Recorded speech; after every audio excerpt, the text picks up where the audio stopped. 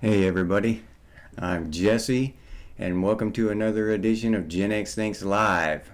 And today we're going to go down the rabbit hole with the whole Charlie Kirk assassination thing.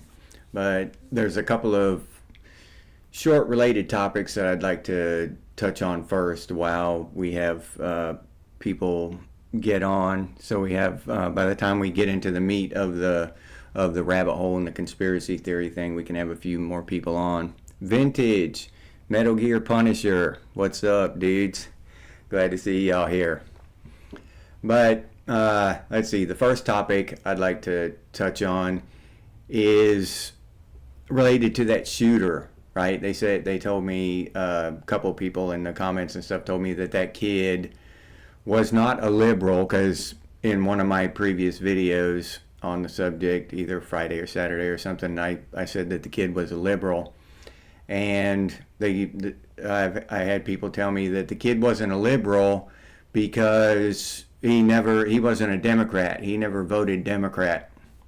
He was registered under some other political affiliation. So that just brings to mind this whole dual party system that have forced down on us, and these boxes that we find ourselves in.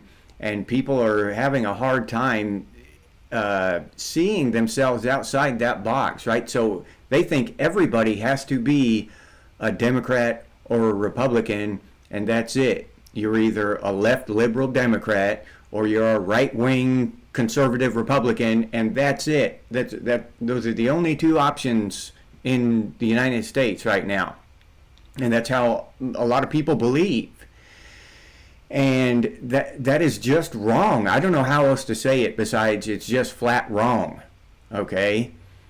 Saying that every Democrat is a liberal or every liberal is a Democrat, just because, you paint your hair blue or whatever and you have to vote Democrat, that's like saying, every dog is a German Shepherd.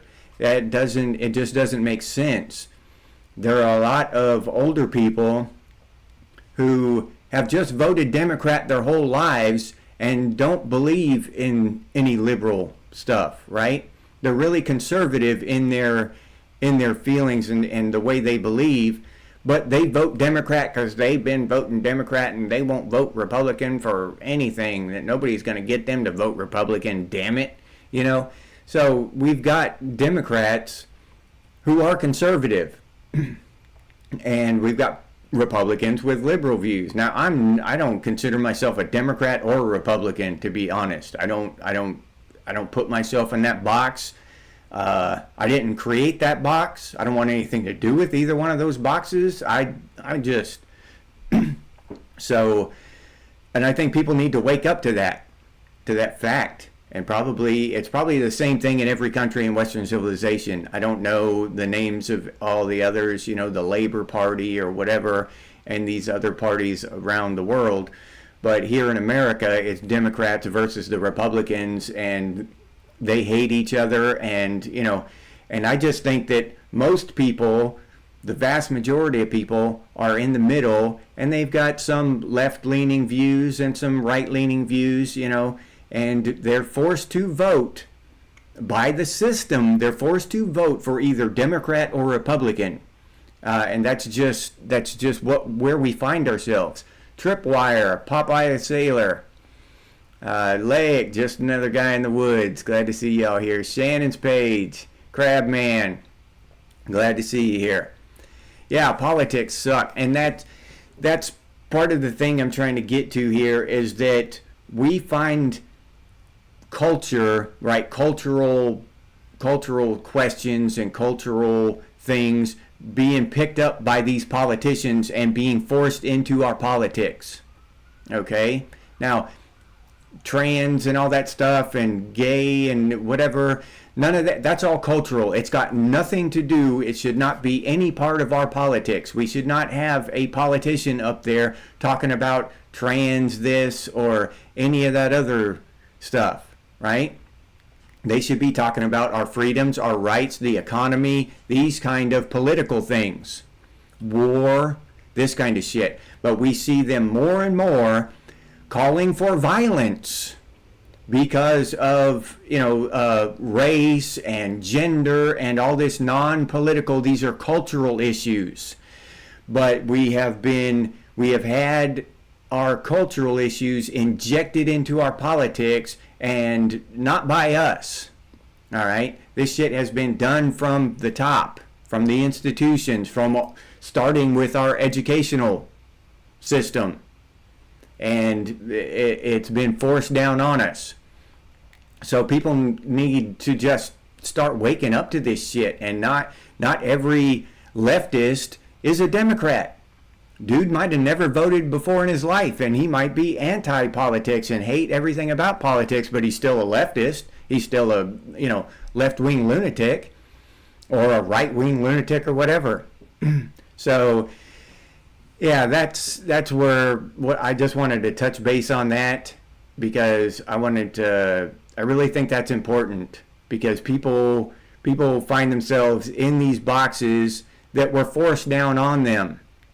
We didn't choose these boxes. We didn't choose to, I just want to vote Democrat or Republican, and that's it. When did America vote on that? When did we vote for that?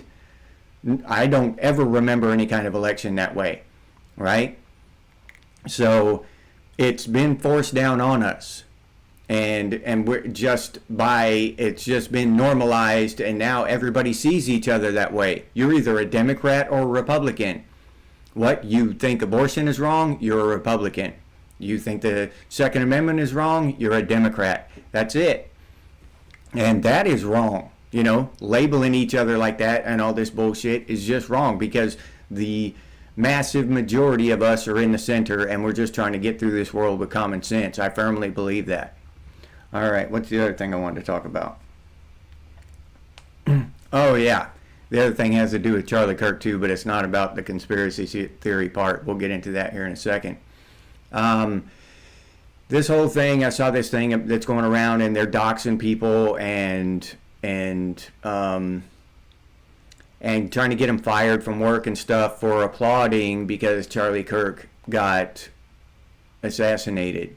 And my first knee-jerk reaction to that was, yeah, they deserve that shit. Get them, whatever you get done to them, that's great. That was my first knee-jerk reaction. But then I thought about it, and the more I think about it, the less I like it. The less I like the idea, because that is shutting down free speech. Period. We can make up a lot of reasons for it and justify it and all this shit. What they're doing is reprehensible. It's horrible. But that's what if you can't say reprehensible and horrible things, then there is no free speech, right? That is free speech, to say stuff that other people don't like, that other people find abhorrent, to other people find horrifying, to say them. Now, we're not allowed to do abhorrent and horrifying things, but we can say them. So, yeah, I can't support or get behind any of that doxing and getting people fired for saying that stupid shit, no matter how much I think they deserve it, which they truly do. To celebrate the death of another human being, especially the murder, that's evil and disgusting to a degree, which is it's hard to find the language to describe that kind of shit, right? But then also to silence them is wrong. We know it. We're Americans. We know, except for those of you who are not. Tripwire and Colonel Greasebag, what's up? Glad to see you here. Final Fantasy, good to see you, man. But Garden Earth Guy, Bullish on Parade, glad to see y'all here. I'm glad y'all could make it.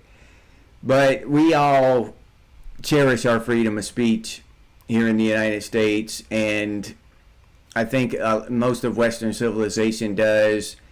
And the best thing to do with that kind of shit, in my opinion, in a free society that loves freedom, and we have to put freedom on a pedestal, right? We have to hold freedom to the highest ideal, even when it sucks, even when it, when it turns our stomach. In the case with these liberal people applauding the death of someone like Charlie Kirk. But we have to stand by the letter of our Constitution and what it truly means, in my opinion. All right, so now that we got that stuff out of the way, I'll get on into this thing. Now, my thoughts on this shooting, this assassination, go back to the Trump, right? The Trump attempted assassination. Both of them were young, white males with, and now it's coming out that this guy has some trans things going on too. He was living with a trans guy or whatever. And so the trans thing was kind of gray, which it always is, right?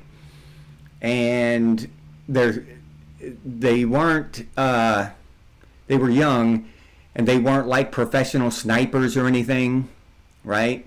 They both took headshots, both of them. Both hit, both of them. Now, Trump just got hit in the ear, but the bullet did hit him. Luckily, he survived, but the bullet did hit Trump. So technically, that's a hit. So what do we got here? We got some weird shit going on. The first one, there were different gunshots with the Trump attempted assassination. There were different gunshots happening from different rifles. You could tell by the sound, remember? And this one here was just one gunshot. That was it. Now, for a kid to jump up on there and lay up there and take one shot and at a head. Now, for those of you who don't have any military experience and also no hunting experience or anything, you're taught to aim center mass. They drill that into you in the military, in the Army anyway. In the Army back in the 90s, it was drilled into a center mass because then they explained it to you. The head is the hardest thing to hit. It's constantly moving around, and it's very difficult to make a headshot. You always go for center mass, okay? So you never shoot for the head. That was drilled into us over and over again.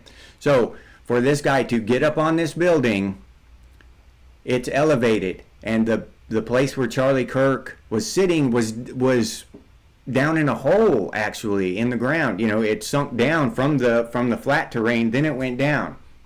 So just the people standing on the ground were elevated compared to Charlie Kirk. And then this guy was up on a building. And an elevated shot, a shot where it's either higher or lower than you, is more difficult. That adds to the difficulty level. Okay? So, number one, they're taking headshots. Number two, they're shooting from elevated positions, amping up the difficulty with each iteration. Each thing I'm naming is amping up the difficulty.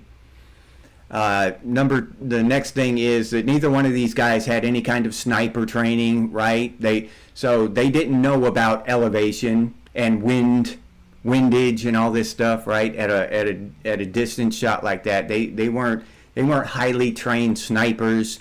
35-year-old men who just got out of the military and stuff. These were just kids, young 22-year-old kids, right? And this guy here had a bolt action 30-06. Now, even with iron sights at 300-400 yards, that would be an almost impossible shot to make a headshot.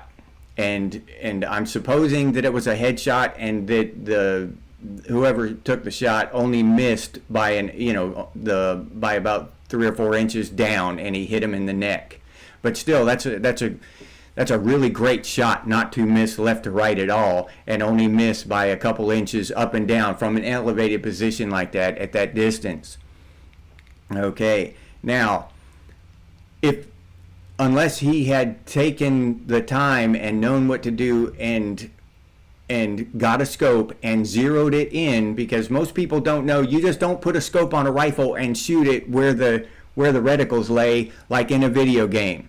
That's the big difference between a video game and shooting a real rifle, because the bullet does not travel straight. A bullet, when it comes out of the barrel of a gun, it'll rise and fall like that.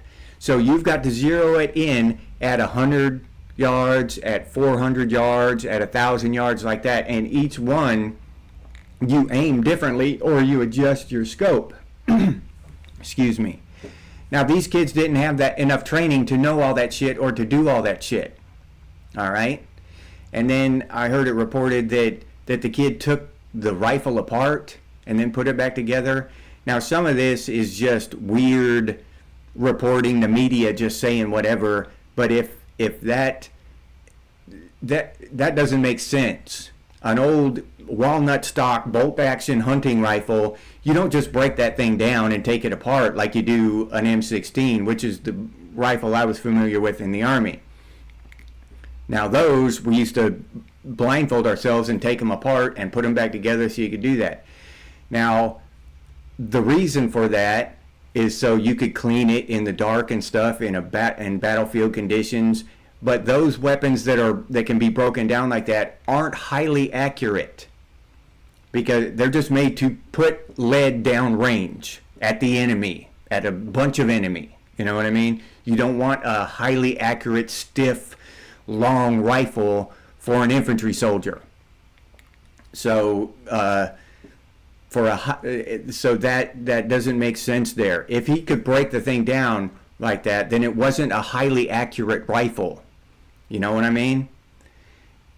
So even if he was a sniper and all this shit, he didn't have the sniper equipment to do the sniper stuff. None of that shit makes sense to me. But it's just funny to me how both of these shooters were trans or involved in some kind of trans shit or whatever. The roommate was trans or whatever. The kid that took a shot at Trump was trans. And neither one of the bullets that were fired were recovered. So they cannot connect the bullet that hit Trump or the bullet that hit Charlie Kirk to the weapon they claimed that was fired. All right? They can't do it. No forensic evidence that concrete ties those two things together. In either case, no bullet's been recovered. So we got that there too.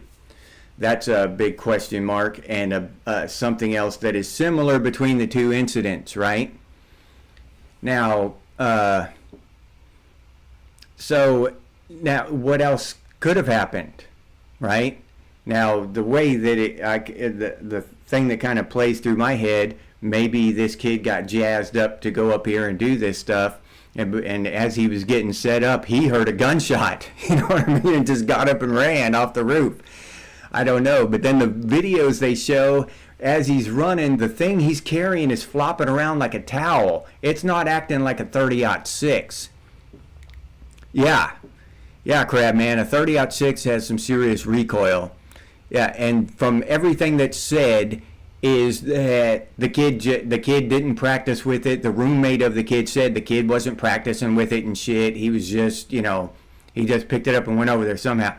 I don't know. But the kid wasn't like a sharpshooter going to the range and being trained by his sniper uncle or any shit like that. He picked up a rifle and went over and shot it. Even iron sights, you got to practice with them and get them adjusted to where you're comfortable with them and you can shoot straight with them. And a scope has to be dialed in, and any hunter knows what I'm talking about. Yeah, Final Fantasy, they have to be calibrated for distance. If you think you're gonna be shooting at 200 yards, you zero your scope in at 200 yards. Okay, so he had to know in advance, which is possible, and he could have zeroed that scope in, but he would have had to case that joint quite a bit. It seemed like somebody would have seen him up on that roof at some point before this in the previous weeks. Yeah, that takes time. Yeah, Trip, and time that by all reports of everybody that knew the kid, he didn't do. He didn't take that time. He didn't do that shit. So it's really the more I learn about this stuff, the harder it is for me to believe that this kid just picked up a rifle, just some random rifle, and ran up on top of this roof and nailed a headshot. That would be like winning 2 lotteries in a row. The odds of him making that headshot. If the wind were perfectly still, and Charlie Kirk wasn't moving his head at all and all this, and that would be a hard shot for a sniper. And the Trump shot the last year was even more difficult because Trump was moving around a lot more. Charlie Kirk was sitting down. Trump was moving around. Yeah, dude confessed to his father. So we're told. We're told the dude confessed to his father. We're told the dude took the shot. We're told a lot of stuff, Shannon. Yes, I understand. I saw that. I heard the whole thing that the news is reporting that the dude confessed to his father.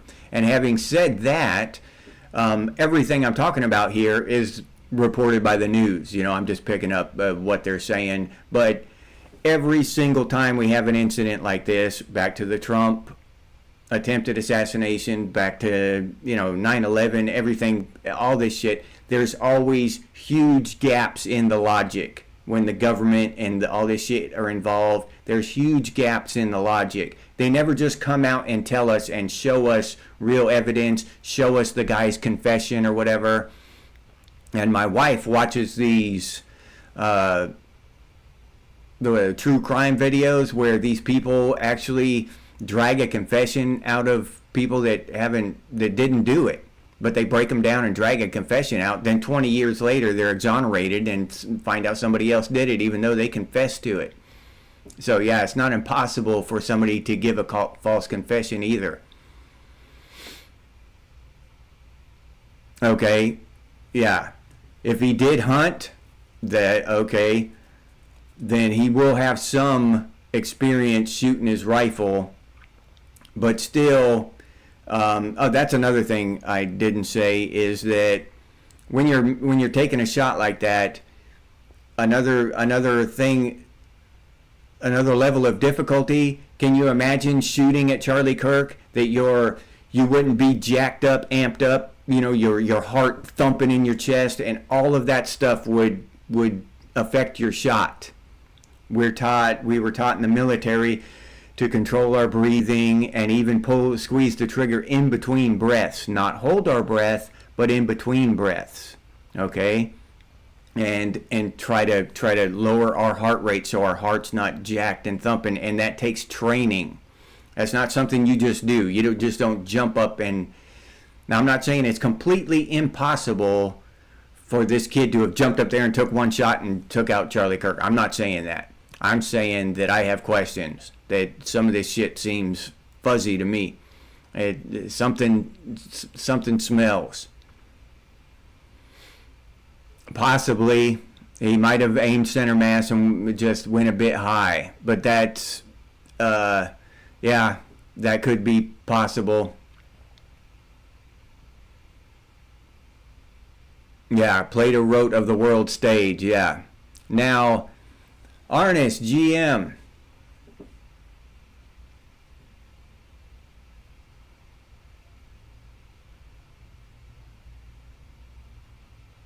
Yeah.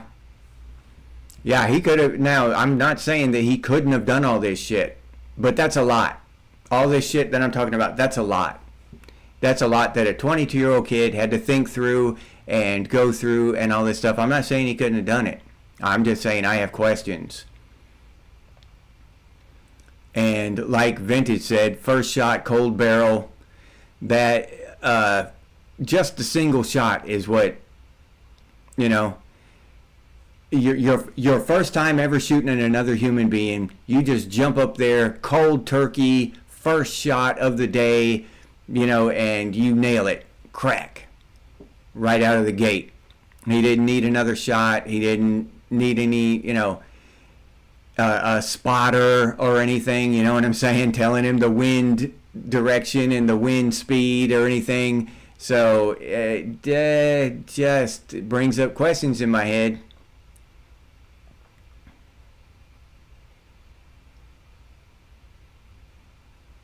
Yeah. Yeah, that's what I'm saying. There's questions not being answered. Even if this kid was the shooter, I'm not saying he wasn't the shooter. I'm just saying that there's a lot of shit that had to go right in order for him to be the shooter. A lot of stuff. I mean, he's a lucky son of a bitch. If he is the shooter, he's the luckiest son of a bitch on the planet right now. To take one shot like that, and that'd be tough. I remember looking down range at targets, human-sized targets at 300 yards away, and they were small. My sights covered them all up. It was hard to hit with the M16 because your sights just covered them all up. Gary Shelley, what's up? So, but I'm not saying that he's not. I'm saying that there are questions, just like with every one of these incidents. Why is it always a young white guy? It just seems to me like if it was a woman or someone of color or something, that it would be a different scenario. The whole thing would change subtly, right? If it was somebody else, but it's always a young white guy taking these shots. And now, except for the one that he didn't take a shot, the one that was belly crawling up to Trump's golf course or whatever, that lunatic. Now they're splashing him all over the place. He's defending himself in court and shit. I think that guy was a legit lunatic that wanted to take a shot at Trump, but he was an older guy. Yeah, and they've been calling for it. Now, not saying that this stuff isn't, that the guy didn't pull the trigger, right? That bullet didn't leave his gun, and maybe it did happen. But what the hell is going on where these kids are doing this? Are they being manipulated online? Is there something deeper? Is this a copycat? Because it's so similar to Trump's thing. Is this just a copycat, or is this a plan that they're doing? You know what I'm saying? That some kind of deep state or foreign government or something is doing.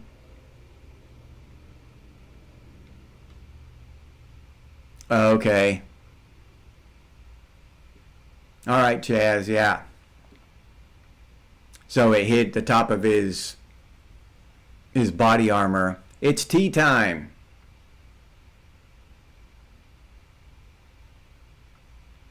Yeah, I have doubts about all of it, tea time. Yeah, there you go, vintage stag fever. When you just shooting a deer will get you jacked up, we call it buck fever here in the United States, but stag fever, you get jacked up when the first few times you go to pull the trigger on a live deer. So how many multiples of that will you feel when you're going to pull the trigger on a famous human being, a world famous human being? So, just that. Even if he was, everything else I said was completely bullshit, just that. To take one shot and have it hit even center mass, even if he wasn't aiming center mass, and even if he had hit Charlie Kirk square in the chest and Charlie Kirk had survived, I would have been, like that was a lucky ass shot for his first shot. For one shot, right dead center mass, that's crazy. From an elevated position at a distance of 200 or 300 yards, whatever it was, that's a hell of a good shot. And a hell of a lucky shot for someone, just pulling the trigger once and then running away with his entire life on the line. You're facing the death penalty or life in prison, and you're just cool as a cucumber. like you've done this 1,000 times before. That's Hinkley as a Puerto Rican throwing knives. Yeah, Gary. Yeah, I'm down here in Florida too, dude. I'm with you. That tinfoil hat is not comfortable. Yeah, and I also heard, and I verified it, Congress voted on that day not to release the Epstein files. And not only that, but it was the Republicans, the conservative, so-called conservatives. When I talk about politicians now, I'm not talking about, general population Republicans being conservative. I'm talking about Republicans pretending to be conservative up there. They were the ones who shot it down. It was the Republicans that shot it down. So we don't have access to the Epstein files because the Republicans in the United States Senate said, no, we're not going to let you see them. And that happened like 3 hours after the Charlie Kirk assassination. So that's a bit of a coincidence if you ask me. I don't know if it had anything to do with it, one had anything to do with the other, but that's a hell of a coincidence.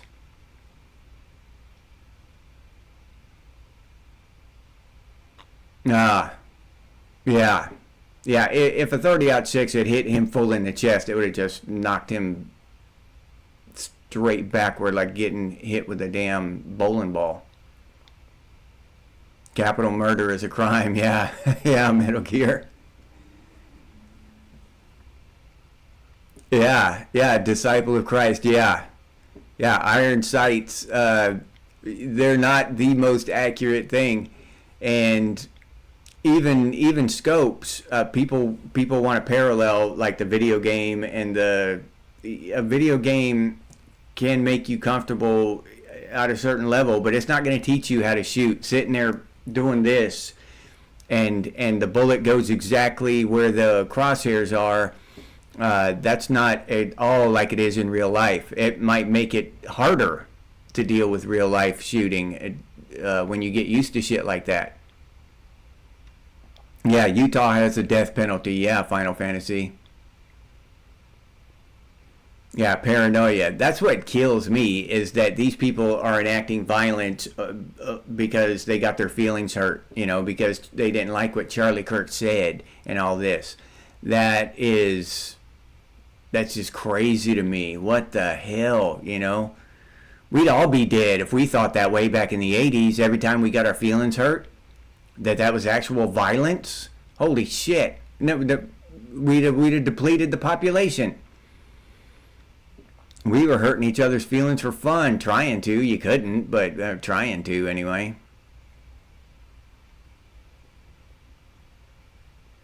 Yeah. Yeah, Garden Earth guy, me too.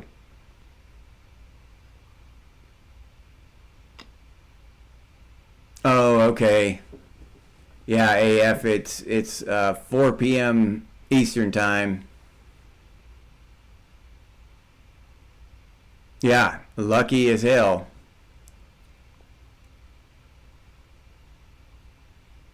Yeah, I hope to see that, Chaz. The Epstein survivors putting out their own list. Yeah.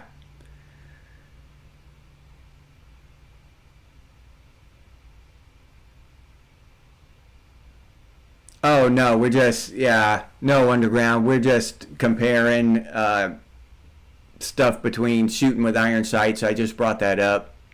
That even with iron sights, you've got to zero it in or whatever. But you can't just pick up a scope, anybody's scope. I can't come take underground scope off his rifle and put it on mine and just shoot center mass, tight groupings in it. That's not going to happen. I would have to zero it in, and because I shoot different than underground. So you're just not going to do that. So this kid had to zero in his rifle at that and understand the elevation and the windage and all these different things that, a sniper would be able to tell you a lot better than me. I was just an infantry soldier, you know? But just from hunting and stuff, I understand, and from my stint in the military, I understand quite a bit about shooting compared to the layman. I just don't know shit compared to a sniper or something.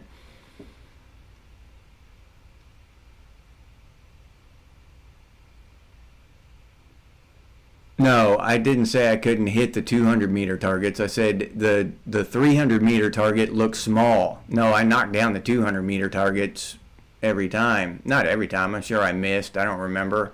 But, yeah, no, those 300-meter targets were a ways out there. I remember looking at them. They were small. I probably got half of those if I was lucky. It had a special scope on it, tea time. Yeah, I don't know, that kind of reporting, it might have had some kind of special scope on it. I'd like to know how he took apart, because supposedly it had a bolt action. It was a bolt action rifle. I want to know how he took that thing apart, because you need a screwdriver. You need tools to take a hunting rifle apart. It's not, you don't just break that shit down, push it. That's not the way that works. Oh, you're up in the panhandle then, huh? Garden Earth guy? Yeah, exactly, AF. It would be less chance of life ending, yeah. Yeah, I'd like to see it happen, Garden Earth guy. For across the world. I mean, when are we, as adult human beings on the planet, when are we going to just grow up? When are we going to say, hey, let's stop this dumb shit? What? It's just stupid.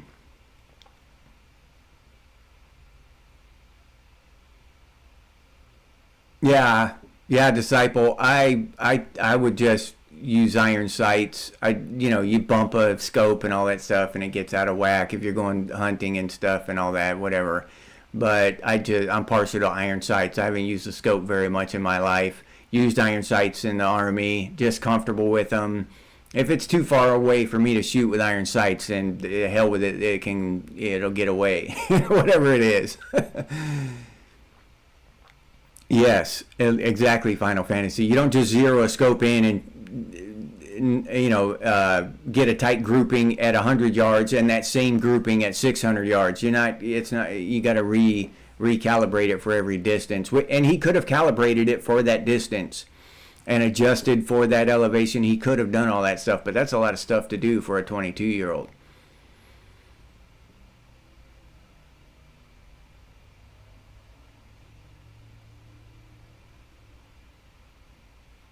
Yeah. Yeah, I loved mine back in the day too, Crab Man. Yeah, the whole thing is radicalized. What?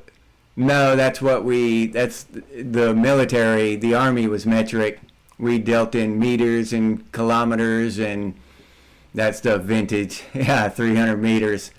I still can't get out of the whole meters thing. It's just burned into my brain from the army, from my army days, because our maps were in meters and kilometers, and all of our, when we called in fire from artillery, it would be in meters, adjust 300 meters or whatever. So, yeah, we just use meters, and it was so much that's how when I think about shooting or anything like that, I think in meters. Oliver Rust, what's up, dude? Iron sights for the win. Gary Shelley, people watch too many movies. Yeah, yeah, that's what I'm saying. That's like, it's like that shit in the movies where a sniper walks up and screws a gun together real quick and throws the scope on it, and he's shooting at 1,000 meters, and it hits somebody in the side of the head. That shit's not real.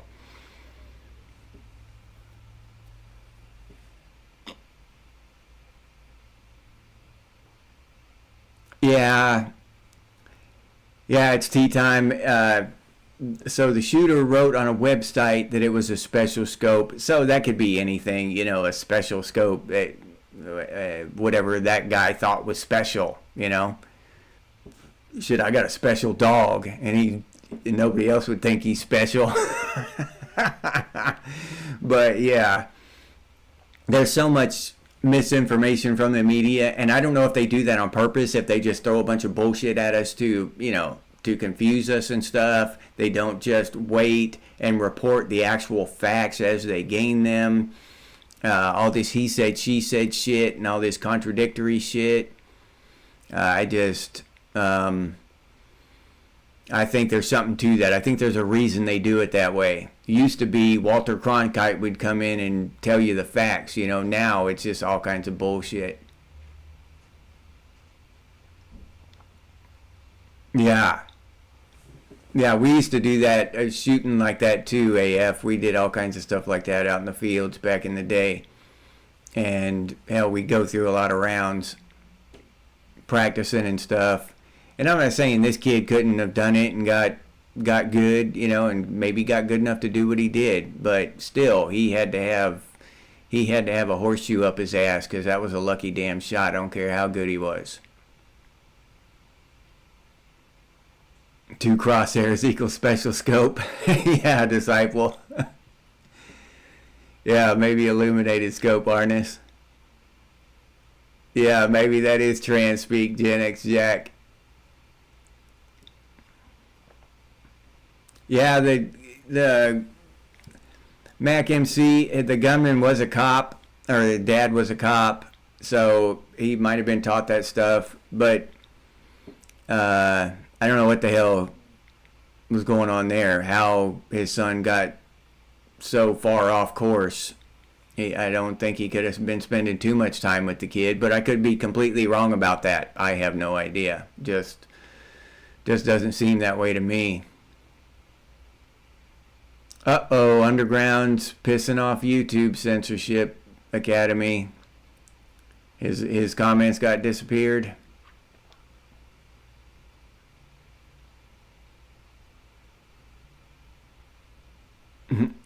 Oh, okay. Oh, your message is self-destruct? Oh. We all got to learn that one.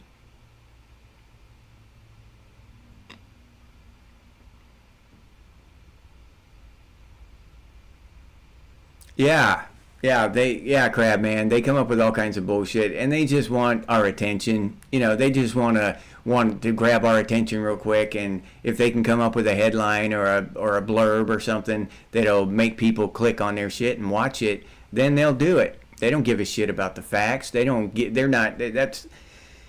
one thing that people seem to misconstrue a lot of times nowadays, that the media is reporting the facts and they're altruistic and they're staying to their oath and all that shit. No, it's a business now. They're chasing that dollar. They're chasing our attention. Yeah. Luck or skill, it's irrelevant. He made the shot. Yeah.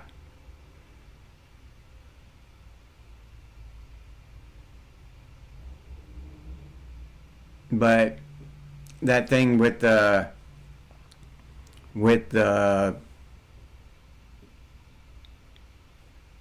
media, right?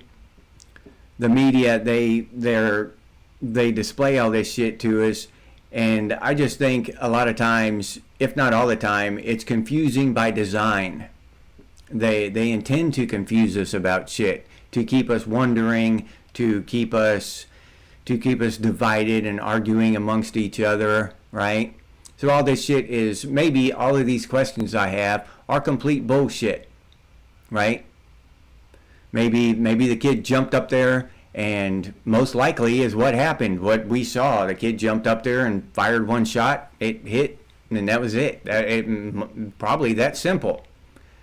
But when the media displays all this shit to me, and talking about breaking down a hunting rifle, a bolt-action hunting rifle, no less. The kid broke it down and took it apart and then put it back together while he's running from the police, no less. All right? So that right there just throws up red flags in my head, and maybe that's their plan. Maybe I'm falling for some bullshit by asking these questions, right? Maybe. I don't know. All I know is that I just keep seeing more and more lines of bullshit coming from the media, and it's confusing, it's contradictory. Yeah. Yeah, Arnis, yeah. and it's that's a difficult thing. I mean, that kid, for whatever reason, I try to figure out, and I try to think about what was going through that kid's mind. The best case scenario for that kid now is life in prison, right? That's the best outcome for him, the absolute best. He's got people praying, family members praying that he gets life in prison right now. And I get kind of contradictory thoughts and feelings about that, because on one level, I really don't want him to, this is going to sound messed up, but I don't want him to have time to get right with God. He just needs to go to hell. All right, that's just call me an evil bastard or whatever if you want, but that's just the way I feel a lot of times. So even if they give him the death penalty, it'll be 10 or 15 years, because he's got to file all his, what are those called, appeals and all that shit. It'll be 10 or 15 years before they finally, have him ride the lightning. So I don't think he deserves that time. Just honestly, I honestly don't. And these people need to see, they need to see the ramifications, that there are ramifications for their actions. The people who are planning to do this in the future. It needs to be, in my opinion, it needs to be quick justice and public justice. It would be done very publicly if it were me, because I would want to stop this shit. I would want people to think twice before they pulled some shit like this again. Yeah, Artist, yeah. Prison, I don't think the dude will have a real great life in prison. But I don't know. I just think that justice should be swift and very public. Tall tree, short hemp, and make it public and let everybody see. That's kind of the thing. We got to go back. I don't want to say we got to go back, but sometimes I feel like we should go back to some older ways of doing things, and making punishment more public. This guy gets shepherded off and nothing else happens to him. Just like the guy that did the insurance CEO. We haven't heard about him. Nothing else. We haven't heard anything else about him since that. A week after that or something, right? He's just disappeared from our consciousness. I don't even remember his name. And that's the kind of shit I'm talking about there. So nobody sees the repercussions of what happened to that guy, his punishment that he got for killing that CEO. Whether that CEO deserved it or not, that's anybody's guess. But yeah, Popeye, that's what I'm saying. It should be more public for these kind of things. Everyone should see what happens to them. Everyone should be aware of the consequences for these kind of actions, and not just shuffled off, into the ether and forgotten about and put on a shelf, and until the next new hot item comes up. That dude should be on display.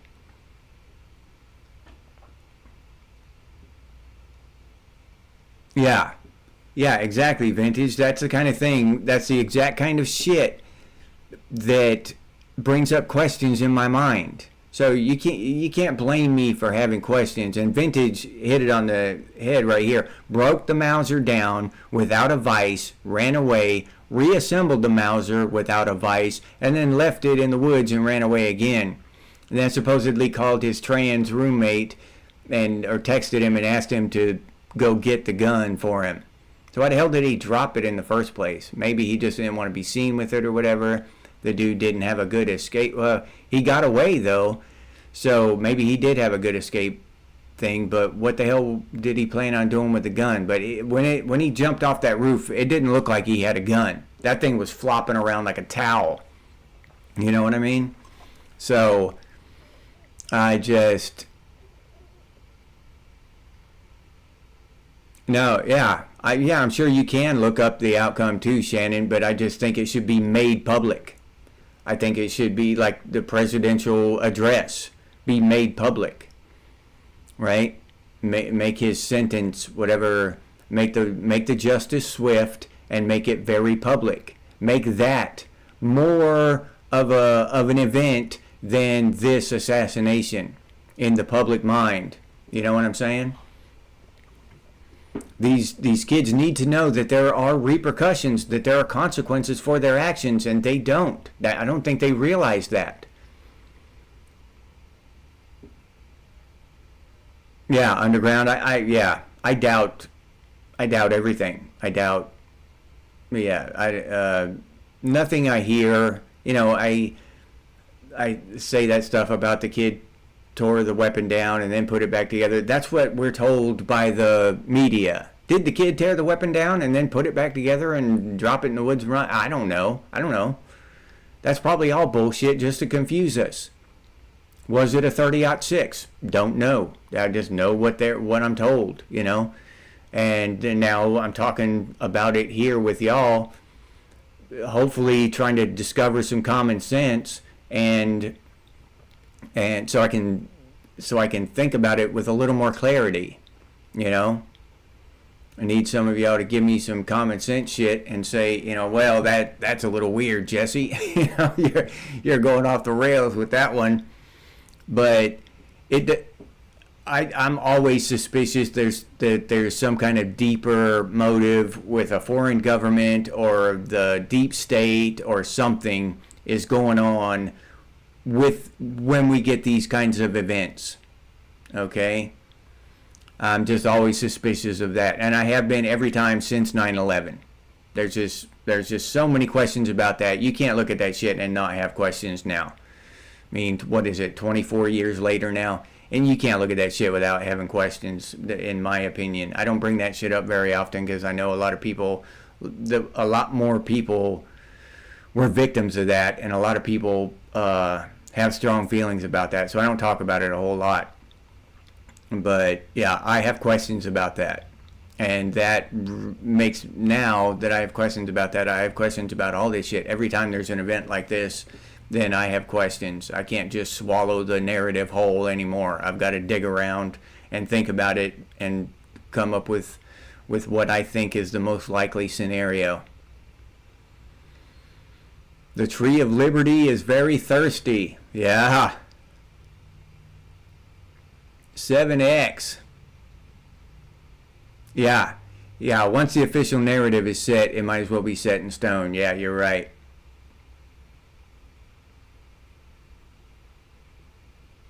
Yeah, AF, and that's due to the education system and this new age of TikTok and almost zero attention span bullshit.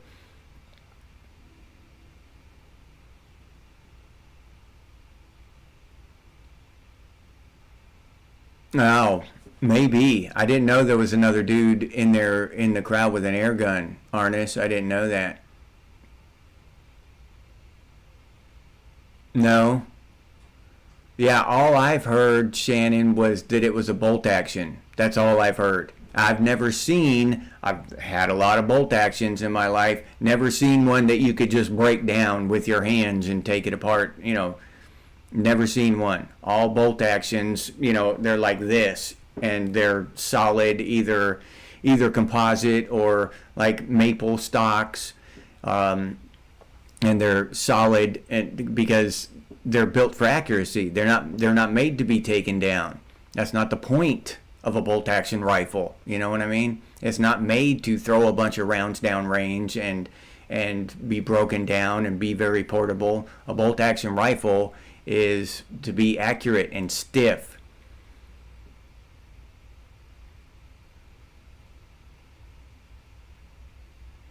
Yeah, Vintage says it again right there. A bolt action rifle isn't disassemble it without a vise.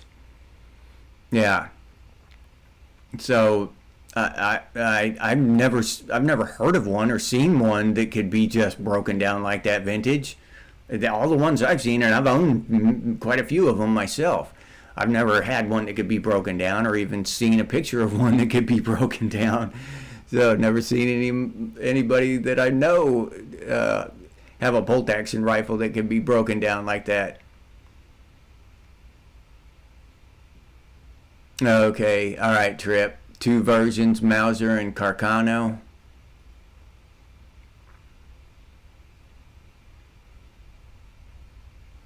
Yeah, you're right, AF. Yeah, you're right about that. Most people who watch that type of network news don't even know. They'll just take that, at face value. Oh, he broke it down. He broke down that bolt action, and not realizing that you just don't break down a bolt action. They don't know that kind of stuff. They just swallow that shit hook, line, and sinker. Where me, I hear that, a bolt action rifle, and he broke it down and then put it back together. Something's amiss there. Something has to be amiss. Either they're lying and he didn't break the damn thing down and never put it back together, or it wasn't a bolt action rifle. Either way, they're lying. Yeah, the United States of Idiocracy, Underground. You got that right. Yeah, 580. Canon. Yeah. Yep.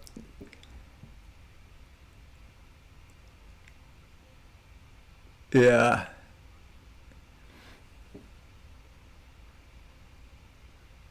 It was reported by the media, Gen X Jack. They said that he broke it down, he took it apart, and then put it back together, and then left it in the woods. So I don't know where. So they were probably just full of shit, right? I'm just saying that just it's proof that the media lies, because any of us that know about rifles know you're not going to do that. You're just not going to do that. So they either lied about it being a bolt action, or they lied about him breaking it down. Uh-oh, Chaz is reloading. Oh, Chaz.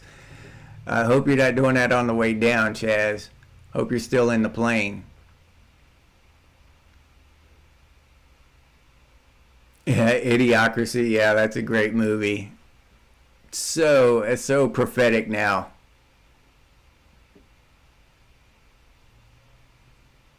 Yeah, yeah. You wouldn't break anything down if you wanted to hit anything, even if if it was broken down and he took it up there and then reassembled it, that would screw the sighting and the zeroing all up. So yeah, Vintage, I saw that video too. He wasn't, what he had looked like a towel or something. He didn't even have a rifle when he came off that roof.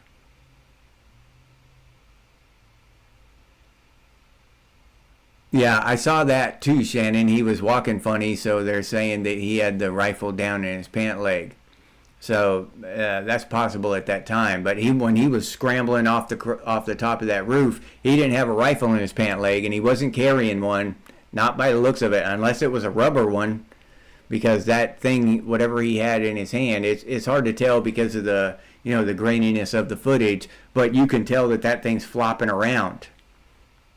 So that makes me wonder. Yeah, Crab Man, CNN, they sling it on thick. You're right about that.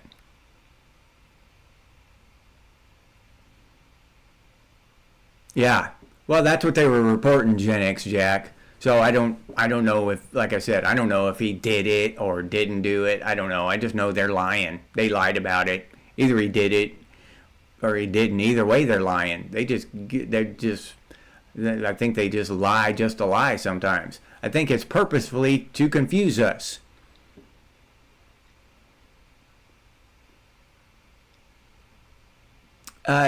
Possibly somewhere else he would have had to go back and get it, but from the video I saw, he would have had to throw it a long way to get it down. You know what I mean? Because he scrambled all the way across the top of that roof, so he had to throw it before that second camera picked him up, And that was a long toss. I'm not saying he couldn't do it, but that was quite a toss if he did throw it before that camera picked him up. Yeah. Oh, yeah.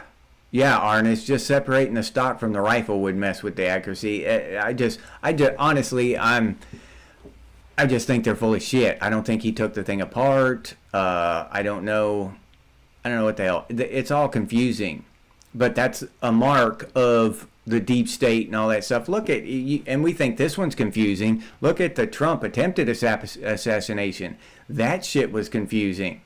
They can't just, talk about what actually happened and find out the information and then report it to us as they find out the actual facts. Okay? They never do that. And they never, and these last two anyway, they don't have any bullet to connect to the rifle that he supposedly broke down and stuff. They never found the bullet that hit Trump. They never found the bullet that, with all of the scanning equipment and technology we have now, they can't find a bullet. So that kind of begs a question there in my mind. They can't find a damn bullet now. Yeah, and that's another thing I have is that Kash Patel, he said we're gonna get all the information and we're gonna prosecute fully and go for the death sentence and all this, and that's just what struck me about that is that's just that rhetoric, right? I'm sure they are going to do that. I'm not hacking on Kash Patel, but he's playing to the public, the media and shit. Of course you're going to do that. So, but by saying that, Kash, you're insinuating that on other murders you don't get all the you don't get all of the evidence up together and go for the big, the big KO, the death penalty or whatever. You're just soft on the rest of them. You don't give a shit, about evidence and stuff on the other murders. But this one you're really going to tighten up, But they say that with every damn murder, like, or whatever crime. I just hate to see those people get up there and play to the media and play to the public and shit. Dude, just talk like a human being. But that shit irritated me when I heard him say that. Like, all the other crimes, we don't worry about them too much. But this one, we're really gonna bear down and get all the evidence this time. He didn't say those exact words, but that's what he said. We're gonna get all the evidence and we're gonna go for the death penalty. Like, that's a new thing. Like, they're like they don't normally do that shit. Bitch, you need to be doing that every single time with every single crime.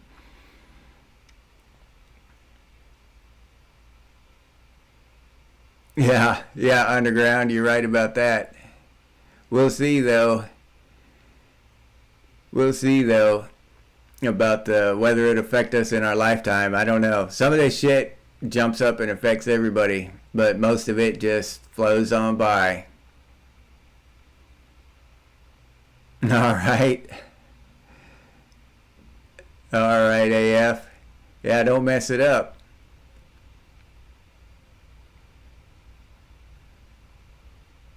Yeah, disciple of, yeah, he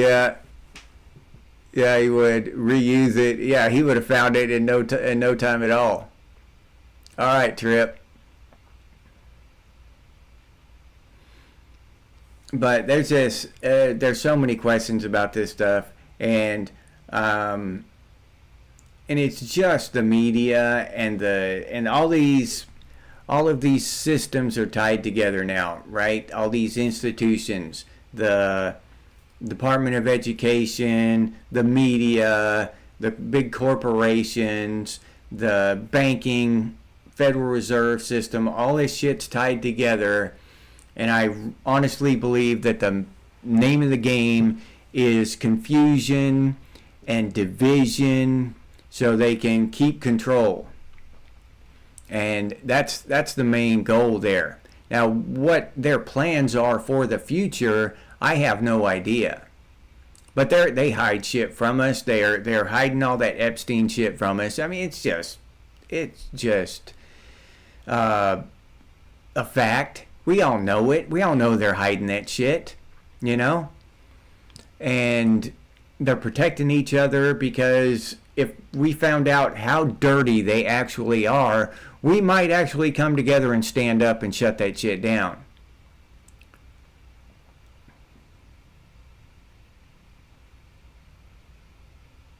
Oh, okay, vintage. Yeah, Patel. Yeah, Woody Woodpecker. Yeah, Popeye, exactly. Conquer and divide. Yeah. No, me neither. Final Fantasy, especially when that Epstein stuff came out, and him and that Attorney General, they did the complete 180. Oh, there's nothing to see here. Now, beforehand, he was talking about that was the first thing he was going to do, was release the Epstein files. And then he backtracked and started talking about how, what, there are no Epstein files. What are you talking about? Y'all are crazy. Like, what the hell? What are you talking? What are you saying, dude? You've been telling us for months now, since Trump, told everybody that you were going to be the FBI director, that you were going after the Epstein files, and now all of a sudden they don't exist. So what were you going to go after?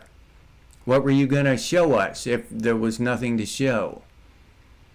So yeah, just that kind of shit makes me wonder.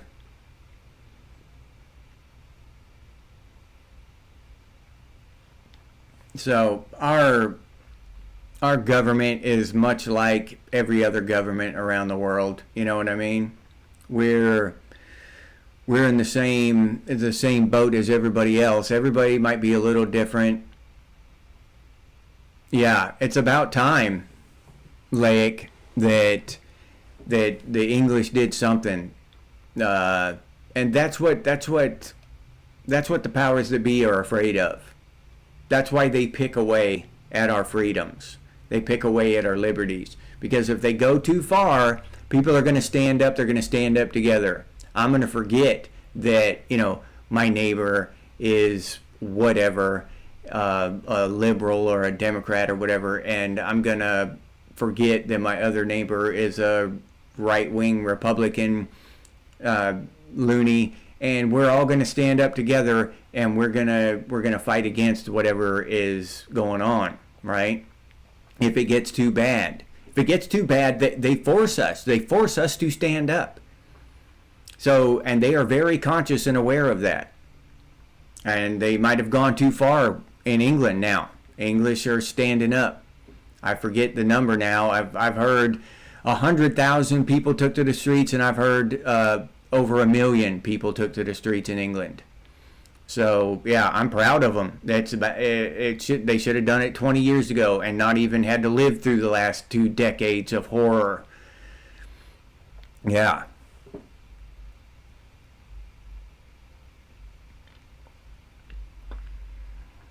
Oh, okay. Yeah, I got to be, we call it a specialist over here, which is the same grade as a corporal, but but just not an NCO, what we call a non-commissioned officer over here. Yeah, Mac, that's what I believe. That's what I believe. Yeah. Some of that stuff. Trump goes in there, and I've got questions about Trump, as y'all know. Don't get me wrong, but I'm the optimistic part of me wants to think that he went in there as an outsider, and he's got all this deep state shit going on behind the scenes that he doesn't know about, and that he's trying to get a wrangle on and trying to control. But that's a tough job. This deep state's been building for decades. So the other scenario is that he's perfectly aware of the deep state and he's part of it, but he does a lot of stuff that makes me think that he's not a part of that he is a genuine outsider. So Leon F. Bean 03, what's up? Glad to see you here.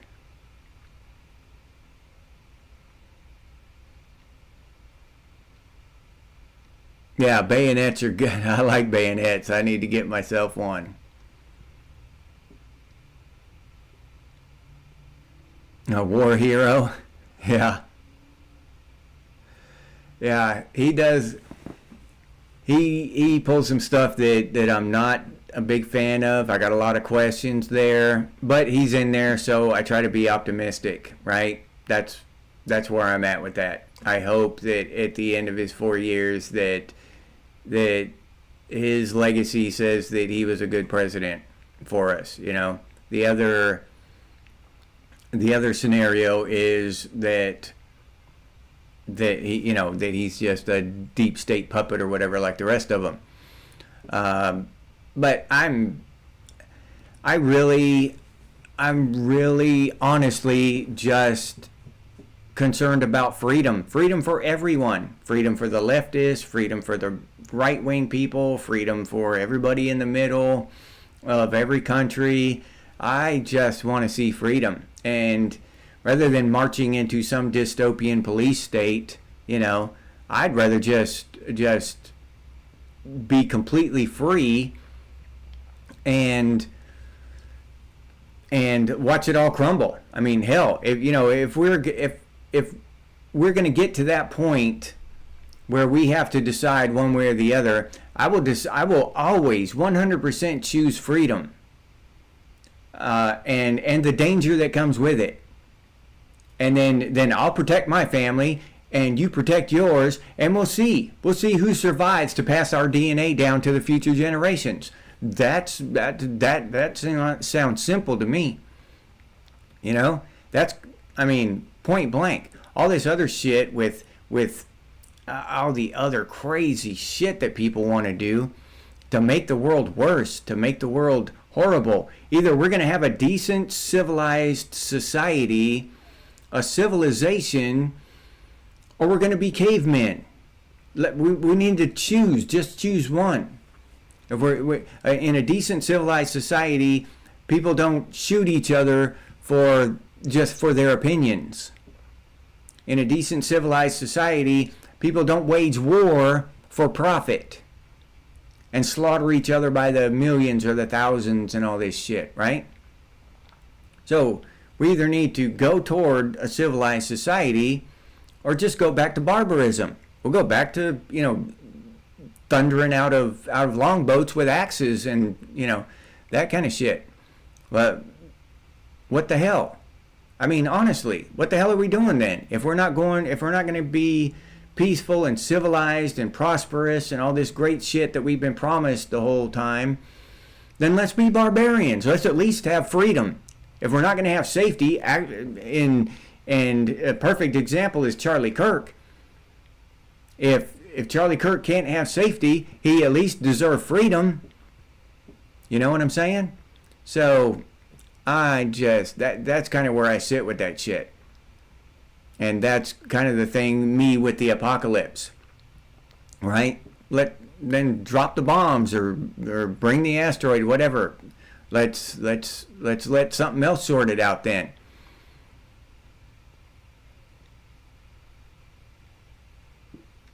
Yeah, and that's how it used to be, Arnis. That's how it used to be back in the old West and shit. That's where we got all of that politeness and stuff. That's where all that respect and politeness came from, was the old West. Because when you bumped into somebody and shit or disrespected somebody in the old West, they would just gun your ass down. You know what I'm saying? So people came away from that, and that stuck with people for a long time, and it was just civilized to be polite for a long time. And now we're going off in some way where everybody's rude and obnoxious, and because there are no consequences, nobody's going to draw down on you, nobody's going to challenge you to a duel or anything. You know what I mean? You just get to walk. Nowadays, odds are you're probably not even going to get punched in the nose, no matter how despicable you act toward them. You're not even going to get punched in the nose. Nobody wants to go to jail. Even if it's just for a night. I don't want to spend the night in jail for punching some dipshit in the nose because he was rude. So, but back in the day, it wasn't like that. Yeah, like I had to bring it up at some time. Y'all weren't gonna bring it up. It was very obviously clear to me. I had to do it my damn self. I was waiting on Trip bring up the apocalypse, and he never did. He's busy doing something though. Oh, he's talking about guns. Yeah.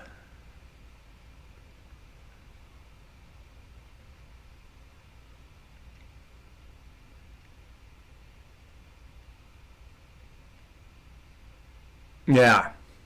Yeah, underground. Yeah, I get that. But as a young man, especially during when was it, Desert Storm and Desert Shield and all that, uh, my mind, I just didn't realize all this stuff back then. And now, shit, I wouldn't. I'd rather see kids go to some kind of civilian camp or something and be taught all the same kind of tactics and stuff, the cool stuff, but along with, courtesy, respect, discipline. Well, discipline is with the military, but just some good wholesome stuff along with it. I think I'd rather see something like that than have them join the military and go over there and die for the government's greed and whatever else, whatever reason they come up with. They're spreading democracy, right? Right, underground. That's how we do it now. We spread democracy. And none of these countries we've invaded are democratic. Isn't that crazy? Yeah, we're horrible at spreading democracy, no matter how hard we try and how much we do it.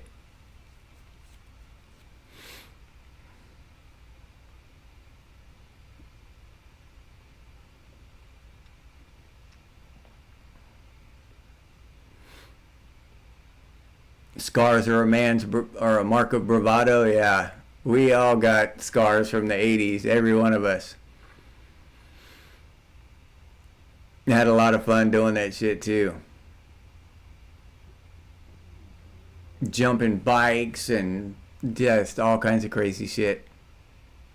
Jumping creeks, jumping off bridges. Hell, we'd jump anything back then. Yeah, yeah, Trip. They don't. They have no concept of consequences.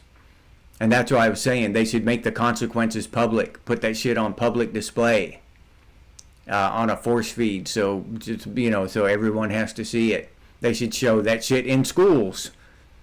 Show it in schools. You can blur out a little bit of it or whatever, but keep it within the realm of decency. But let these kids see consequences.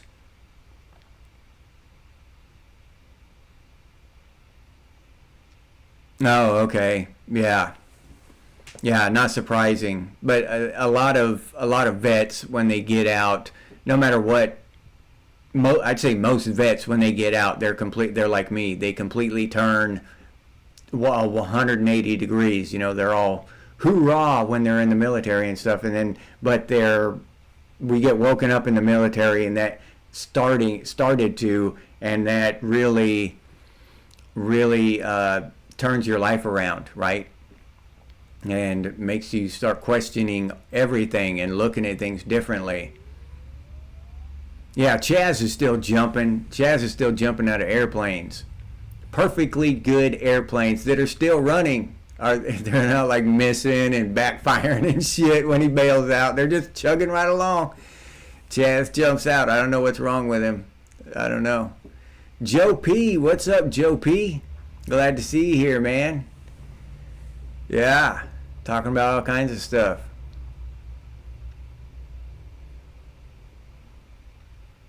Oh man, yeah, rusty used tractor parts section barefooted. Oh yeah, yep, that's a tough one there. That hurt. Yeah, but yeah, being in the military, I mean, it was a good experience. Don't get me wrong. I'm glad that I had it. I learned a lot.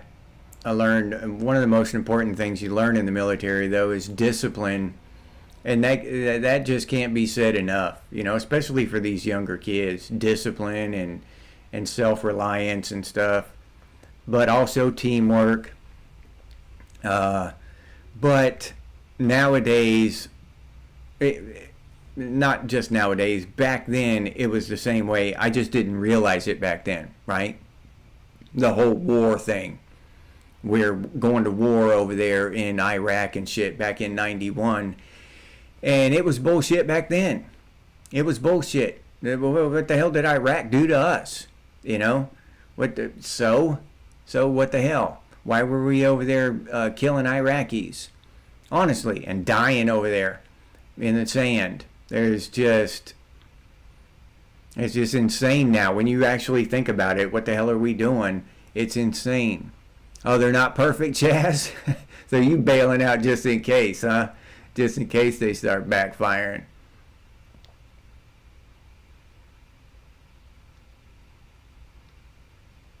Yeah. Yeah, that's true, disciple. You went to summer camp in the 80s underground? Did you? I never got to go into any summer camp or anything like that when I was a kid. I heard it was a good time, though. A lot of people enjoyed it. Yeah, Kuwait. Is that was what it was over, the whole Kuwait and Iraqi and all that.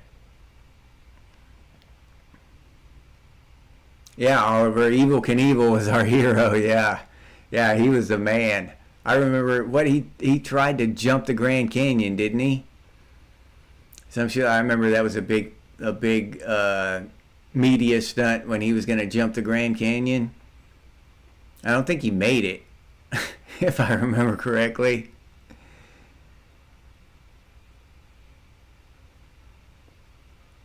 You starved in church, AF, or church camp. Yeah, disciple. Yeah, that's one good thing. Land navigation, learning to navigate, not by the terrain and stuff. I learned that in the army. Although I grew up in the country a lot, and I had a pretty good handle on that before, but I got really good at it in the military.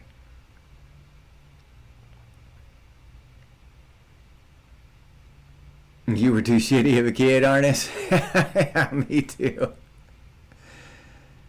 They wouldn't let you into Iraq trip. I joined to go. It was during Desert Shield, and actually joined to go to Iraq. That's the reason I joined. But while I was in basic training, they just went over there and dropped a bunch of bombs and turned it into a golf course, and it was over in like 36 hours or something. Before I even got out of basic training, the whole thing was over. They were packing up and coming home. Uh, Back then, I didn't know that they were just gonna kick it back off and turn it into a 27-year thing or whatever. But back then, it was really short in '91.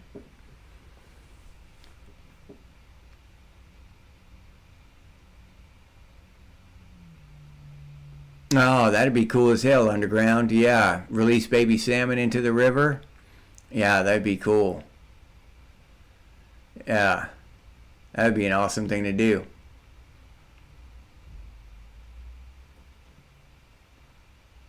You stopped going to summer camp since '89.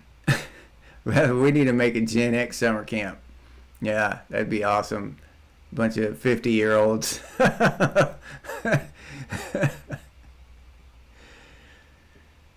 Yeah, yeah, artist, you're right about that.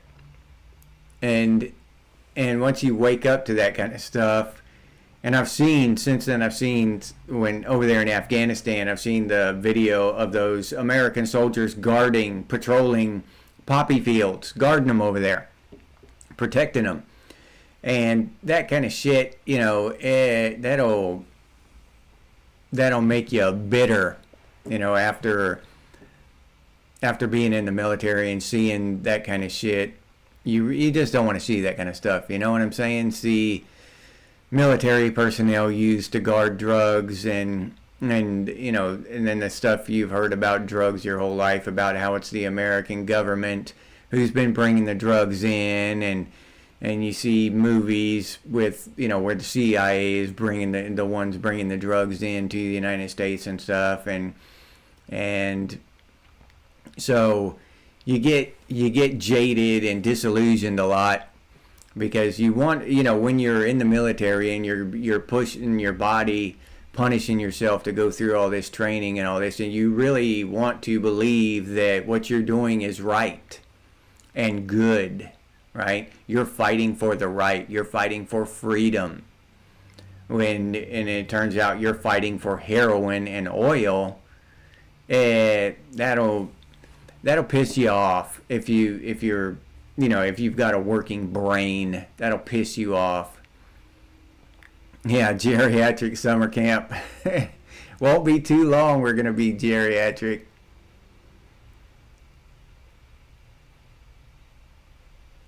One day in the Royal Rangers.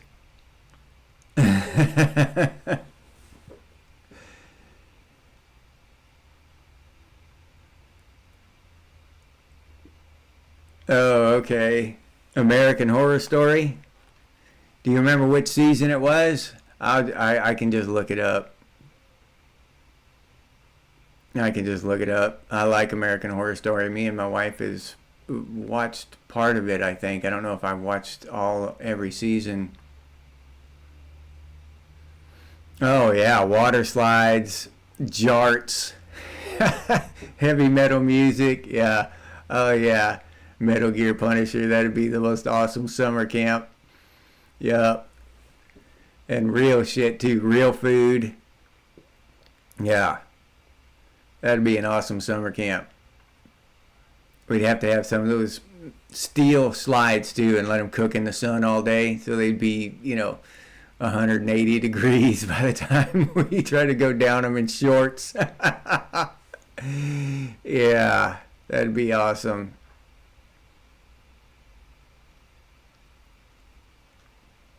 Yeah, that kind of stuff is neat. I heard that the Boy Scouts screwed up their whole. I heard they were changing their name to like the Boy People, or the People Scouts or something, right? They went completely woke, from what I understand, and that's messed up to see that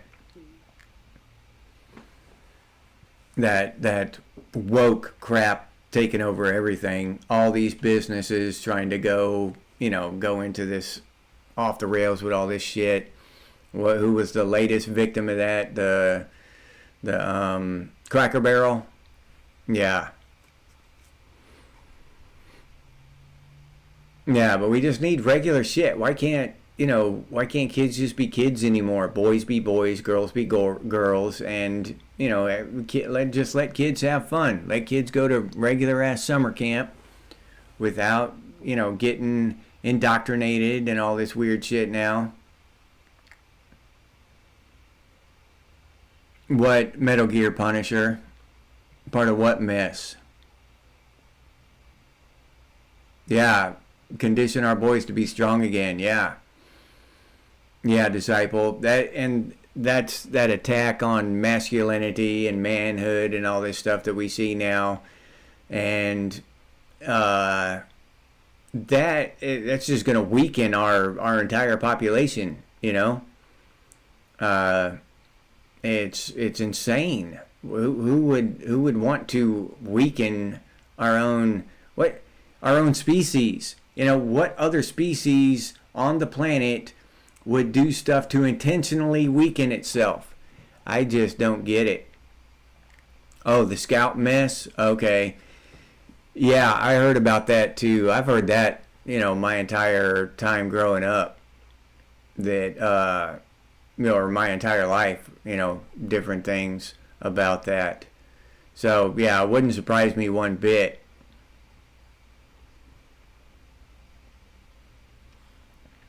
But now I'm sure that it wouldn't surprise me if it's even worse now with all this weird shit going on. You know, with all this weird gender shit and all these.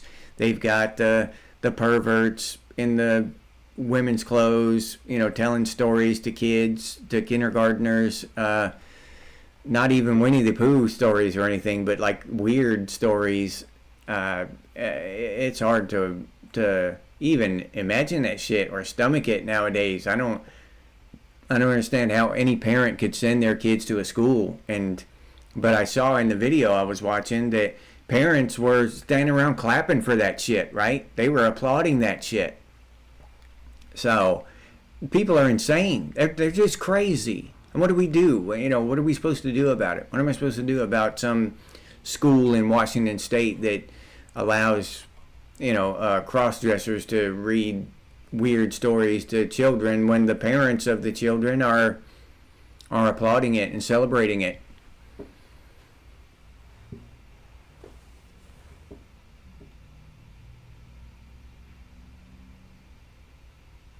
Yeah. Well, again, that wouldn't surprise me, Chaz. I don't put anything past them. That could very well be some kind of CIA black site. Who the hell is going to go out there? Not me. I've never been out there to Alligator Alcatraz. I don't know what the hell goes on out there. Is it maybe they throw some illegals in there and hold them there for, you know, a few days before they send them out as a cover? I don't know. That's very possible. Hey, Mike Fleisner, what's up, dude? Glad to see you here, man. Glad you can make it. But yeah, that is a weird thing to have an airstrip in the middle of the damn swamp, you know, and no access. You know, it's not like it's public access where people can go through there. And I think I've seen a couple of aerial photographs of it, or some mock-ups or something, but nobody's shooting video, walking around in there shooting video and reporting on it and what's actually going on in there. So it could literally be anything. So yeah, Chaz, you might be onto something there. Yeah, in case you need an emergency landing, yeah, hell yeah. Just make sure you don't land in the alligator nest there. But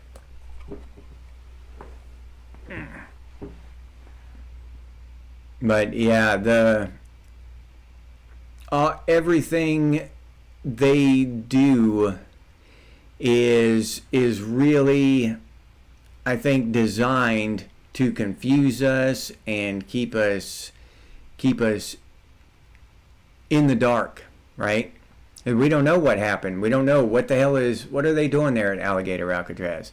What was that kid doing taking the rifle apart? Did he take the rifle apart? There's so many questions about all this stuff.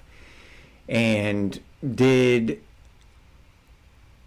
any other party, like, you know, deep state or government party, have a hand in what happened? That's a question I have that will never be answered. Yeah, future planning for the war against Venezuela. Yeah, disciple, that's that's very possible. I've heard that stuff, a little bit about that stuff, Venezuela, but if that's just not it's not an actual, like, something to be scared of.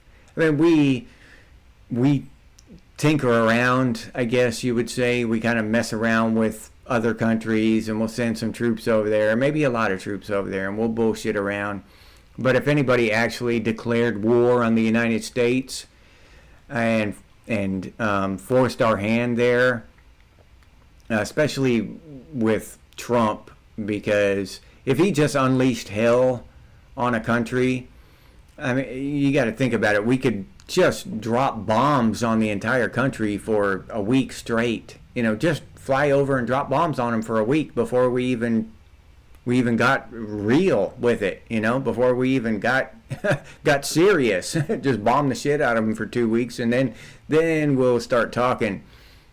But before we even started bombing, before we even got done bombing them, they'd be wanting to sue for peace. That's before our tanks and soldiers and all that other drones and shit even showed up to the theater of war. So that kind of stuff, I think that's just talk, to be honest.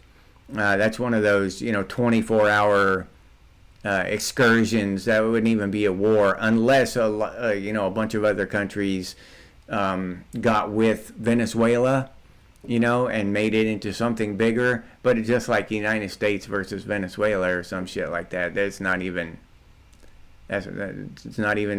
worth talking about, really. Yeah, like, good thing we're Gen Xers. Julia Pierce, what's up? We're talking about summer camp and war with Venezuela. Oh yeah, 7X. Yeah, never trust a trust me bro from a 3-letter man. Yeah, that's like, I always remember that quote. I think it was Ronald Reagan that said it. The scariest words ever heard by an American citizen are, we're from the government and we're here to help. Yeah, that shit is true. Just look at the natural disasters we have and how they bungle it, and how they'll just pass your house by if you have an American flag in your yard, or a Trump. If you're showing support for Trump in your yard, they'll just pass you by. They won't offer to help you. Oh yeah, AF, I agree. A low budget way. Yeah, summer camp inside an abandoned mall. Yeah, underground. That would be awesome. Yeah. Yep. I would get with that. Just as long as we could get the arcade up and running, get a generator or something, and get those old arcade cabinets up and running again, I'd be down with that. Yeah, Mike, I agree. Yeah. They should be able to go and do stuff like that. It's just sad that they don't. Their entire lives basically are spent online, just getting brainwashed and having their attention spans shortened to where they can't even hardly think.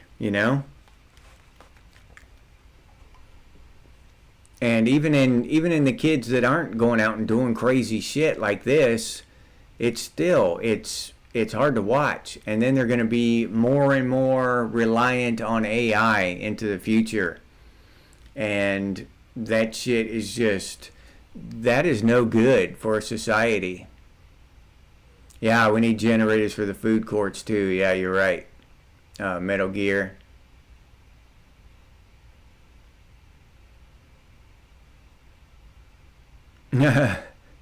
I believe it, AF. Yeah. Yeah, without social workers. Man, by teenagers smoking pot again. Yeah. A bunch of stoners. Yeah, Disciple, that'd be awesome. Orange Julius. Yep. Oh, yeah. Roller skating in the mall in tube socks. Yep. Yeah, that would be so awesome. Yeah. Yeah, Trip. Yeah, me too. It just feels like a psyop, dude. Something is amiss. I don't know. I can't put my finger on it, though. I just can't put my finger on it. Oh, yeah, you're right. Underground Orange Julius was the shit, dude. Yeah, smokeout section, too. Yeah.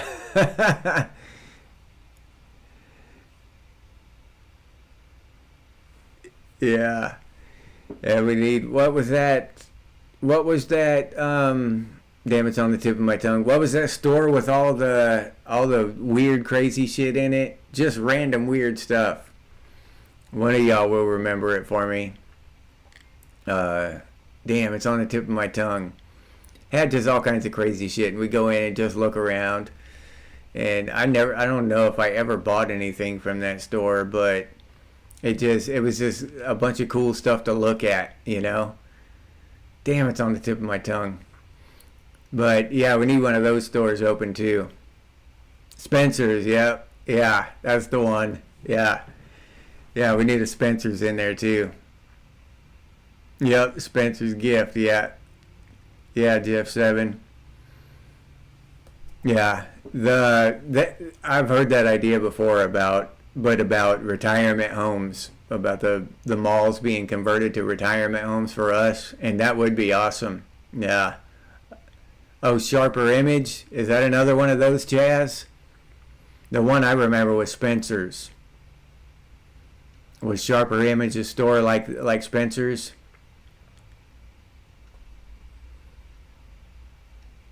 But yeah, we'd have a blast though. That would be a good place to go.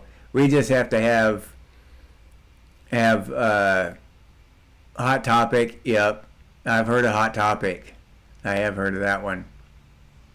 But we'd have to have some kind of cool place. You know, we'd have to put like rooms up, you know, upstairs or something, and then we could all hang out in the food court and the arcade and shit.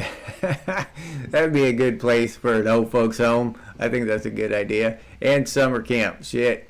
For those of us who are still getting around, we could do all kinds of stuff with those malls.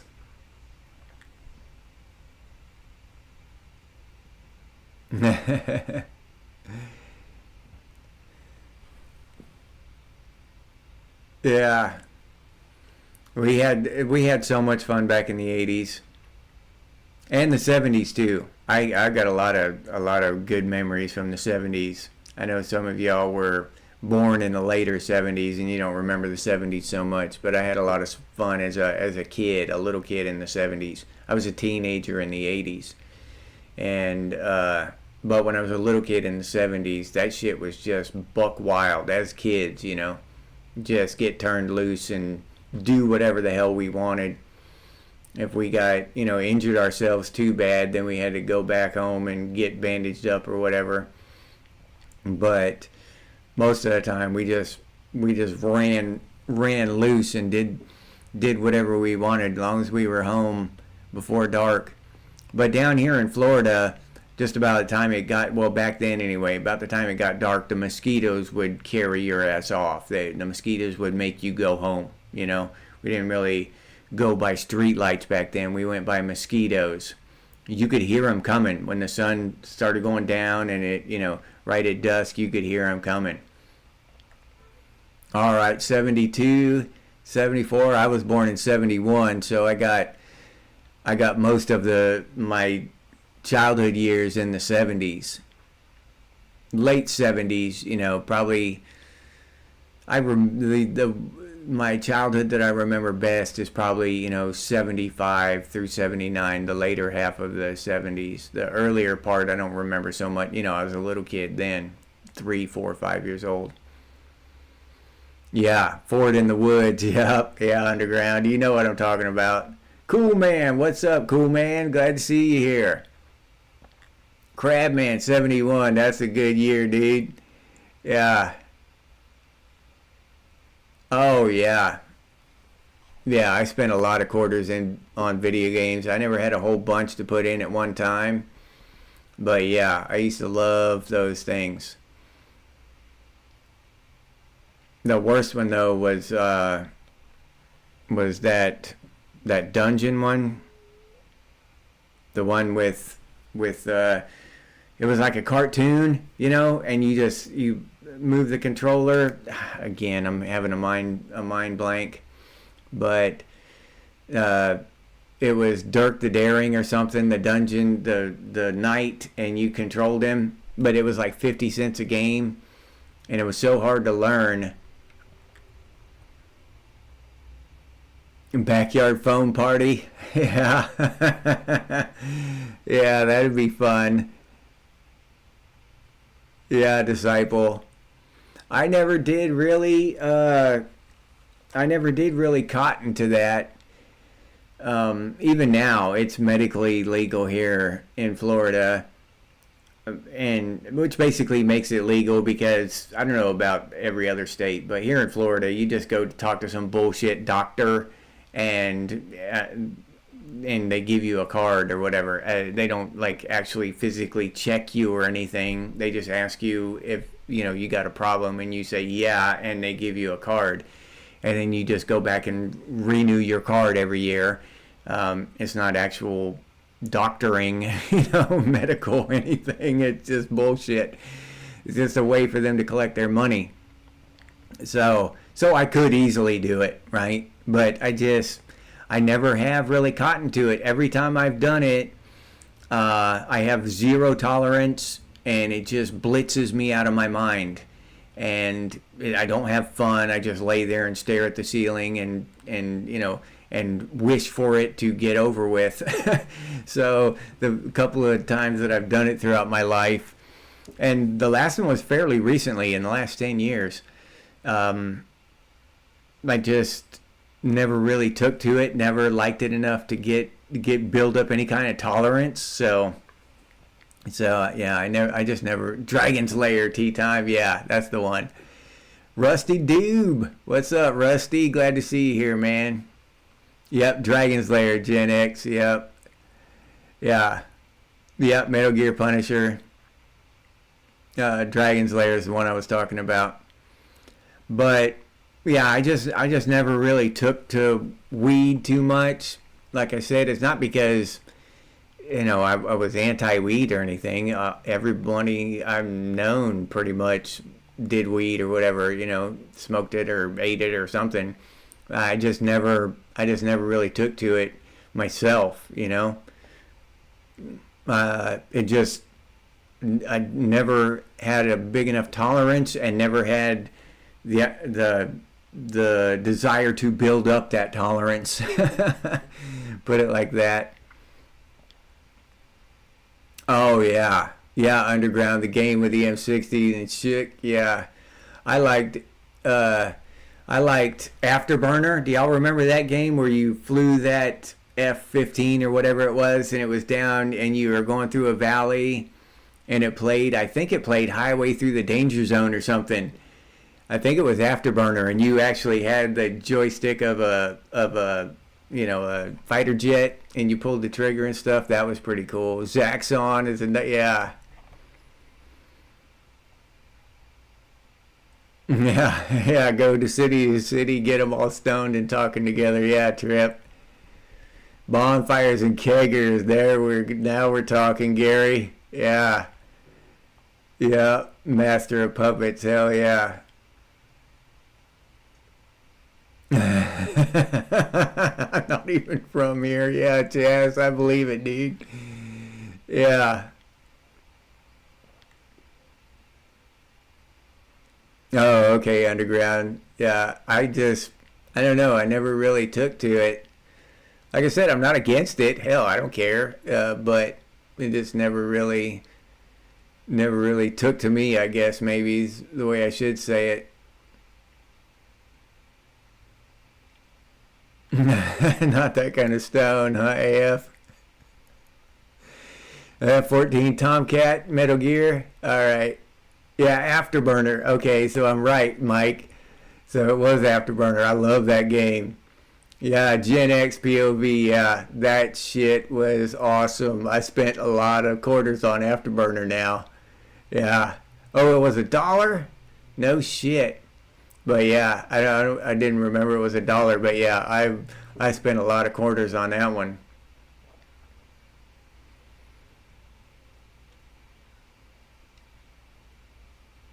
Dig Dug. Yeah, Dig Dug was a good one. Old man, what's up, old man? Yeah, it was about the time that movie came out and all that, and that was kind of playing off of that movie. It was a pretty damn good game though.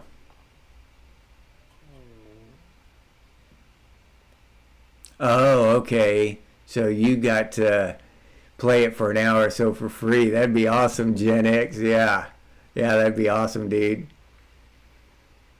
I also liked Joust. Remember when they rode or you rode the ostrich, and you would joust on different levels and shit. That was a pretty cool game too. Spy Hunter. Damn, I forgot about Spy Hunter Underground. That was a good one too. We had some killer games back in the day. The graphics weren't awesome. I mean, they were back then, but compared to today, the graphics aren't awesome. But the games themselves were fun. I think that's what's the most important thing. The games were fun.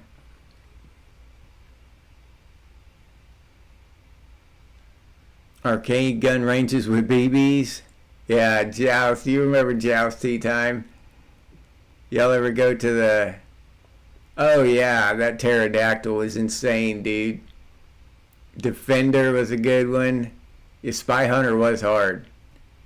And I remember a tank game. I never can remember the name of it though. But they had a pretty cool tank game where you look down at the tank from the top, and I think you spun it with a roller, and you spun your turret like that. But that was a pretty good game too.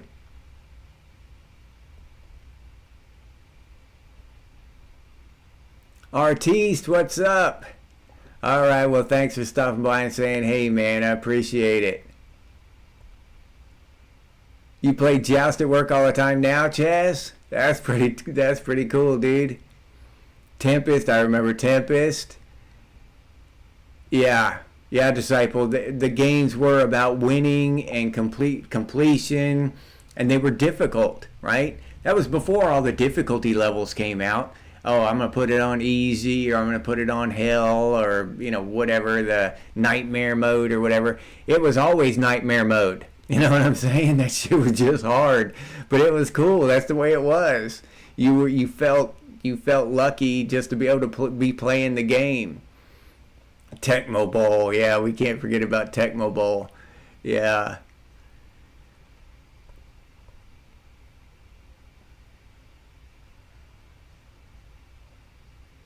Oh, really? I didn't know that, Arnis. Yeah, you could super glue a $10 bill on the tray and get lots of quarters. Oh, Jackal? All right, tea time. That was good. Galaga was cool. Trip, Centipede and Millipede, yeah. Oh yeah, you could, huh, Chaz? You could curve the bullets. Yeah, you're right. Yeah, I played a lot of Joust, Gary. Yeah, I just liked that game. That was pretty cool. Yeah, Pac-Man was a cultural phenomenon. That was just crazy. It was a really good game though. Just very simple. Pinball. Yep. Pinball was always fun.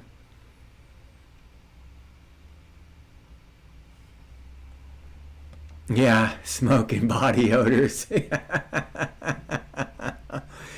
Yeah, who could forget that? Yeah, those were the days. Yeah, I used to love that shit. Love just the entire, not only that kind of physical atmosphere, but the entire, just the emotional atmosphere or whatever. All right, Arnis, be cool, buddy. Thanks for stopping by. Yeah, Frogger was awesome too, Crab Man. I forgot about Frogger. Shinobi. Yeah. Yeah, that was a good one too. And Street Fighter, we can't forget all the Street Fighters and shit. And they had one, I forget the name of it, but I played it a lot. It was kind of like Street Fighter. It was a fighting game like that, like a karate game, but you had two sticks. You didn't have like a stick and buttons. All you had was two sticks, and you would move, and then you would, the different ways you move the sticks, and your guy would do different karate moves. Do y'all remember that game? But that was a pretty damn kick-ass game. Very simple, not great animation or graphics, but it was a damn cool game. I played it a lot.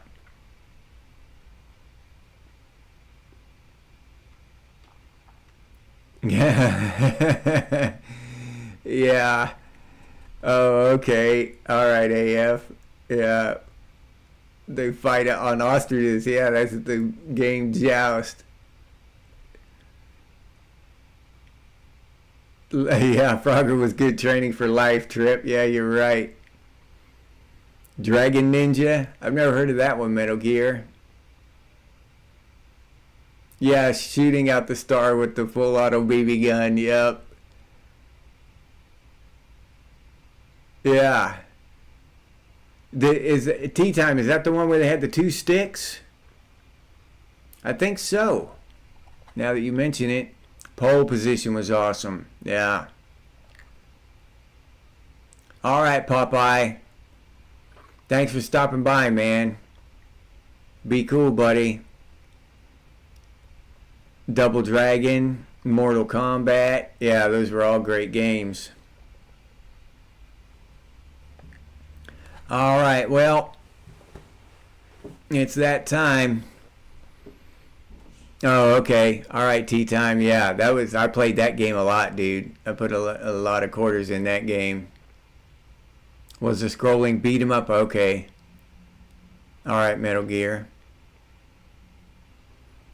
Oh yeah, thank you, Lake. Give me our video a thumbs up if you would, if you're still watching, and if you liked it. If you didn't like it, then give it a thumbs down. Hopefully you enjoyed it. Yeah, pole position was awesome. All right, everybody. Yeah, I think so, Crab Man. Wasn't pole position the one where you had the steering wheel, where you sat in it with like you were sitting in a car? I think so. Well, I'm pretty sure it was. All right, it's that time. I gotta eat some dinner, get ready for bed, and so I can get up tomorrow and go to work. All right. So thanks for stopping by, everybody. Again, I had a wonderful time. Our weekly live stream chat session. I love this shit. I can't lie to y'all. This is my favorite thing now. I look forward to this all week. So thank you very much for showing up, and I sincerely appreciate it. Let me say goodbye to some people here. Cool Man, Mike Fleisner, Tripwire, Vintage, AF, Tea Time, Jeff 7, Chaz, Crabman, Disciple of Christ, Laic, just aka just another guy in the woods, Metal Gear Punisher. Who else we got? Popeye, he left us though already. Arnis, I think Arnis left us too though. Old Man. I think Bucky was here earlier. Gen X POV. Electronic Music Underground. Oh, Bucky's still here. All right. Thanks for showing up, Bucky. Did I say Old Man, Cool Man, Crab Man, Chaz, all of y'all. Shannon was here earlier. I think Stephanie was here earlier. So I just want to thank y'all for showing up. And if I didn't say your name, I apologize. I like to get as many people in as I can. Julia Pierce. All right. So thank y'all for showing up, reminiscing, going over our conspiracy theories about the whole Charlie Kirk thing, trying to figure shit out together. Fantasizing about a Gen X camp and a Gen X old folks home done in a mall. That would be awesome. All right. So y'all have a great evening or morning over there in Australia. And I'll leave you there with that. As always, stay frosty, Gen X. And I'll see you on the next one.